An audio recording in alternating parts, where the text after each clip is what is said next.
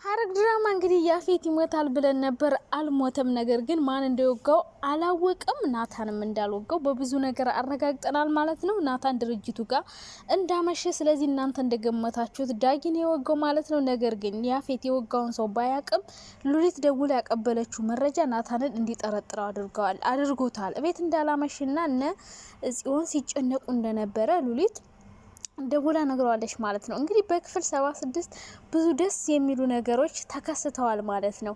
አንደኛ ለሉሊት እንግዲህ ጽዮን ስራዋን ጀምራለች። ለሉሊት ምግብ ላይ ጨምራ የሰጠቻት መድኃኒት አለ፣ ወድቃለች። ሉሊት ትሞት ይሆን ትተርፍ ይሆን? እንግዲህ ግምታችሁን አስቀምጡ ማለት ነው። ጽዮን ስራዋን ጀምራለች። በዛ ጋር በኤፍራታ በኩል በጣም ደስ የሚል ነገር ተገኝቷል ማለት ነው። ኤፍራታ ከያፌት ትልቅ መረጃ ወስዳበታለች ማለት ነው። ይሄ ነገር ድራማውን በደንብ አድርጎ ይቀይረዋል ማለት ነው። ብዙ ነገሮች እየተከሰቱ ነው። ናታን ኤፍራታን ረስቶ ስራውን ድርጅቱ ላይ ጀምሯል። ነገር ግን ያፌት አሁን እያሰበ ያለው ናታን እንደወጋው ነው። ስለዚህ ሐኪም ቤት አለድም ማንም እንደተወጋው ሊያቀብኝ አልፈልግም። ስለዚህ ስራዬን በደንብ ማጠናቀቅ አለብኝ። ከዛ በኋላ ሁሉም ሰው መስማት አለበት እያለ ነው። ስለዚህ ለኤፍራታ ላፕቶፑን አምጪልኝ ብሎ የሆነ ስራ ሊሰራ ነበረ። ስራ ሊሰራ ሳይሆን ለአጋዦቹና እሱ ጋር የሚሰሩት ለተባባሪዎቹ ደውሎ ያው ናታንን አጥቆት ሊል ነው ማለት ነው። ስለዚህ ናታን የሆነ ጥቃት ይደርስበት ይሆን ወይስ ደግሞ ምን ይፈጠር ይሆን? ናታን ሳያስበው የሆነ አደጋ እንዳይደርስበት። ዳግም ነው የወገው እንዳላችሁት እናንተ እርግጠኛ ናችሁ? ለምን መሰላችሁ? ቤት ውስጥ ተኝቶ እንደነበረ ጧት እንደተነሳ ተኝቶ እንደደከመው ምናምን እያወራ ነበረ ከእናቱ ጋር ነው። በዛ ጋር ገንዬ እየተጨነቀች ነው። ልጄ ምን ሆነ ይሆን እንዴት ሆነ ይሆን እያለች ነበረ። ቢኒያም ደግሞ እንደምንም ብዬ አመጣልሻለሁ እያላት ነበር። ሰላም ውዴ ቻናል ቤተሰቦች እንዴት ናችሁ? ደህና ናቸው? በጣም ደህና እግዚአብሔር ይመስገን፣ ክብሩ ይስፋ። እናንተ እንዴት ናችሁ? ለዚህ ቻናል አዲስ ከሆናችሁ ላይክ፣ ሼር፣ ሰብስክራይብ አድርጉ። ሁሌ ረጃጅም ድራማዎችን ማየት የሚያሰለቻችሁ ከሆነ ባጭሩ በዚህ ቻናል ማግኘት ትችላላችሁ ማለት ነው። እንግዲህ ዛሬ በክፍል 76 ብዙ ነገሮች ተከስተዋል ማለት ነው። ሐረግ ድራማ ላይ ማለት ነው።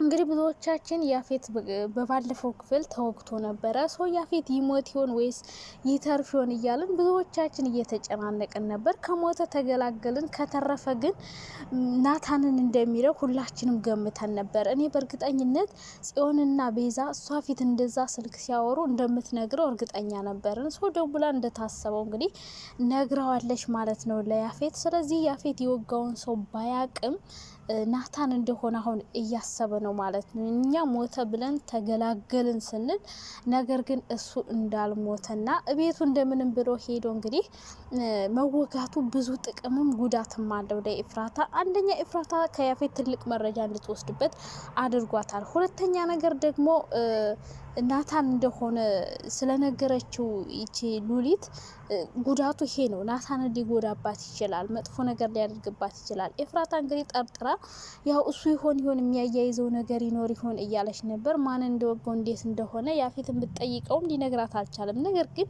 የልብ ልብ ተሰምቷት ኤፍራታ ያፌት ላይ አውሬ ልትሆንበት ትንሽ ቀርቷታል ማለት ነው።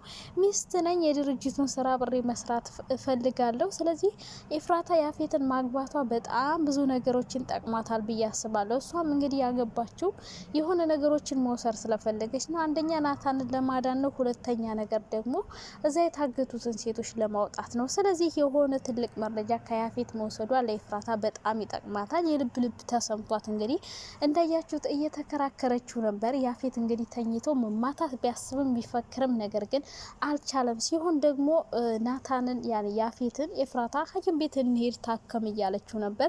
ነገር ግን ገንትሮ እምቢ ብሏል። እኔ እኮ ያፌት ነኝ፣ በቀላሉ መሸነፍ አልወድም እያል ነው። እንደ ድለውና እንደ ክርክሩ መስሎታል። እንግዲህ ህመምንም ሞትንም ድል አድርጌ የምነሳ ጀግና ነኝ እያለ ነበረ። ሶ ራሱ ነበረ ቁስሉን እያሸገውና እየሰፋው የነበረ። ስለዚህ ያፌት ይህ ቁስል ቶሎ ያገግምለት ይሆን ወይስ ደግሞ ሐኪም ቤት ሳይሄድ ራሱ ስላሸገው ኢንፌክሽን ተከስቶ ማለት ነው ወደ ሌላ በሽታ አምሮቶበት ያፌት ያልጋ ቁራኛ የሚሆን ይመስለኛል ወደፊት ስገምት ማለት ነው። ምክንያቱም ሐኪም ቤት እንሄድ ታከም እያለችው ነበር። ነገር ግን እሱ መሸነፍ ስላልፈለገ ያፌት ታመመ ሰው ወጋው እንዲባል ስላልፈለገ ራሱ ስለሚግደረደር እንግዲህ ራሱ ነው የሰፈው፣ ቁስሉንም ራሱ ነው ያሸገው። ስለዚህ ይሄ ነገር ወደ ኢንፌክሽን ተቀይሮ ያፌት ያልጋ ቁራኛ የሚሆን ይመስለኛል ወደፊት። ስለዚህ በቀላሉ ካገገመ ግን ያኔ ናታንን ሊጎዳው ይችላል። ናታን ደግሞ እንግዲህ እንደዚህ እንዳሰበ እንደተጠረጠረ በሱ ላይ ያፌት እንደጠረጠረ ያፌትም እንደተወጋ አያውቅም።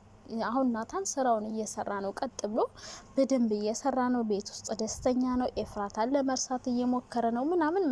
አሁን ናታን ደህና ነው። ነገር ግን እንደዚህ ሰላም ሆኖ እያለ ናታንን ሊያስጎዳው ይችላል። በማን በራሱ በግብረ አበሮቹ ምናልባት ሊያስጎዳው ይችላል። ናታን ጥንቃቄ ካላደረገ ድርጅቱንም ስለሚያውቀው ያፌት ብዙ ነገሮችን ካሁን በፊት ስላደረገ ሉሊት ይህን ነገር መናገሯ በጣም ከባድ ነገር ነው። ነገር ግን ጽዮን ደግሞ ይህን ነገር ስትናገር ሰምተዋለች ማለት ነው። እና ያፌትም እንደተወጋ እንደገና ደግሞ ሉሊት ለያፌት እቤት እንዳልነበር ስትነግረው ሰምቷል ማለት ነው። ማነት የሰማች ጽዮን ሰምታታለች ማለት ነው። ይሄን ነገር እንደዚህ ስትናገር ጽዮን ሰምታታለች። ይሄን ነገር ጽዮን መስማቷ ብዙ ነገሮችን ይቀይራል። አንደኛ ለናታን ትነግረውና ናታን እንዲጠነቀቅ ታደርገዋለች። ገብቷቸዋል አይደለ? ስትነግረው ስለሰማች ኤፍራታም ስለነገረቻት ሁሉን ነገር ጽዮን ስለምታውቅ ናታንን እንዲጠነቀቅ ልትነግረው ትችላለች። በዚህ መንገድ ሊያመልጥ ይችላል ብዬ አስባለሁ። በሌላ በኩል ደግሞ ጽዮን ሁሉን ነገር እንዳስታወሰች አታውቅም ነበር ሉሊት። ስለዚህ ሉሊትን እያስፈራራቻት እያስደነገጠቻትም ነበረ። አሁን ቤታቸው ውስጥ ሰራተኛ ስለሌለ ጽዮን ምግብ መስራት ጀምራለች። እየሰራቸው ምግብም እንግዲህ እያስደመማቸው ነበር፣ እያስገረማቸው ነበር። መጀመሪያ ሰዓት ለሶስታቸው ብቻ ቀረበች። በመጨረሻ ግን ሉሊት መጣች። ሉሊት ስትመጣ እንግዲህ ሰሀን ላምጣልሽ ብላ ሄዳ ነበር ማለት ነው። ጽዮን የሆነ ነገር ጨምራ ሰታታለች ማለት ነው ለሉሊት። ሉሊትም መጨረሻ ላይ እያለች እንዳያቸዋት ወድቃለች ማለት ነው። ይሄ ነገር ቤዛና ናታንን በጣም አስደንግጧቸዋል። ምን እየተፈጠረ ነው? ምን እየተካሄደ ነው? እያለች ነው። ጽዮን ግን በጣም ተናዳ ነበር። ንዴቷን እንደምንም ብላ አምቃ ይዛ ደህና ሰው መስላ ለሉሊት ሰርታላታለች ማለት ነው። ስለዚህ ሉሊት እስከ መጨረሻው ካሸለበች በጣም ደስ ይላለች። ተንኮለኛ አንዳንዴ አክቷ ደስ ይለኛል ብያችሁ ነበር። ግን እቺ ሰው መጥፎ ናት እንዴት ነው ደስ የምትልሽ እያላችሁ ነበር። ነገር ግን አንዳንዴ የምታደርጋቸው አክቶች፣ ቅብጠቷ፣ ሞልቃቃነቷ ምናምን በጣም ነበር የሚመቸኝ። ዞሮ ዞሮ ግን ሉሊት ካበቃላት በጣም ደስ ይላል። ከዛ የሚቀረው ያፌት ነው። ምክንያቱም ብዙ ችግሮችን እየፈጠረች ያለችው ሉሊት ናት ማለት ነው። ነገር እያቀበለች ብዙ ነገሮችን ባለፈው ኤፍራታን እዚህ እንደመጣች ተናገረች። ዛሬ ደግሞ ናታን ባልዋለበት እንዲውል አስደረገችው። እንግዲህ ያፌት አጣርቶ ነበር ሊደርስበት የነበር። ነገር ግን እሷ ቀድማ ተናገረች። በቃ ስትነግረው እንዳለ አእምሮ ላይ የመጣው ናታን እንደሆነ ነው። ስለዚህ ናታን ላይ የሆነ ጥላቻ እንዲያድርበት አድርገዋለች ማለት ነው። ስለዚህ ጽዮን ጥሩ ነው የሰራች። ትንሽ መዘግየቷ ቀድማ ብታደርገው ኖሮ አሪፍ ነበር ሳትነገር። ነገር ግን ከተናገረች በኋላ መሆኑ ደግሞ በጣም ያናድዳል።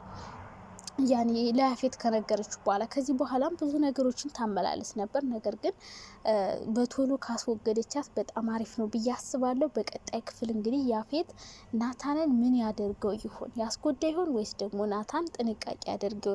ኤፍራታስ ደግሞ እንዴት ነው በዚህ መረጃ ያፌትን መቀመቅ ልትከተው የምትችለው? ወይስ ደግሞ የራሱ ቁስል ኢንፌክሽን ፈጥሮ ወደማይቀረው ዓለም ያሸልብ ይሆን ያፌት?